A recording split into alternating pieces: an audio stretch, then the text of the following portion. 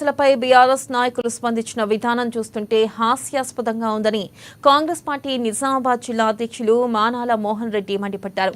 ముఖ్యంగా బాల్కొండ ఎమ్మెల్యే ప్రశాంత్ రెడ్డి సర్పంచుల సమస్యలపై మాట్లాడుతుంటే హత్య చేసిన వారే సానుభూతి తెలుపుతున్నట్లుగా ఉందని విమర్శించారు.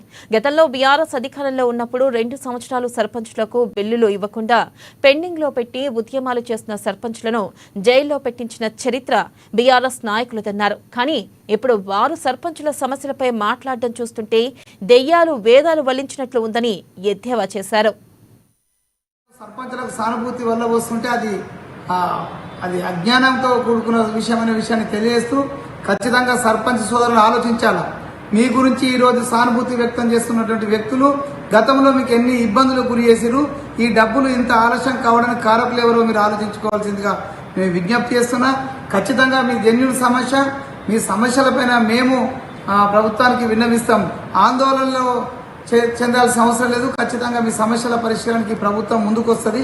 కానీ 7 లక్షల కోట్ల అప్పుతో పాటు సుమారు 60,000 కోట్ల బకాయిలు మిగిలిచిపోయినటువంటి చరిత్ర టీఆర్ఎస్ నాయకులు. ఇది మీరు గుర్తుంచుకోవాలా. ఇవాళను సర్పంచులకు సానుభూతి వల్ల వస్తుంటే అది అజ్ఞానంతో కూడుకున్న విషయం అనే విషయాన్ని తెలియజేస్తూ ఖచ్చితంగా సర్పంచ్ సోదరులు ఆలోచించాలా. మీ గురించి ఈరోజు సానుభూతి వ్యక్తం చేస్తున్నటువంటి వ్యక్తులు గతంలో మీకు ఎన్ని ఇబ్బందులు గురి చేసిరు, ఈ డబ్బులు ఇంత ఆలస్యం కావడానికి కారకులు ఎవరో మీరు ఆలోచించుకోవాల్సిందిగా మేము విజ్ఞప్తి చేస్తున్నా.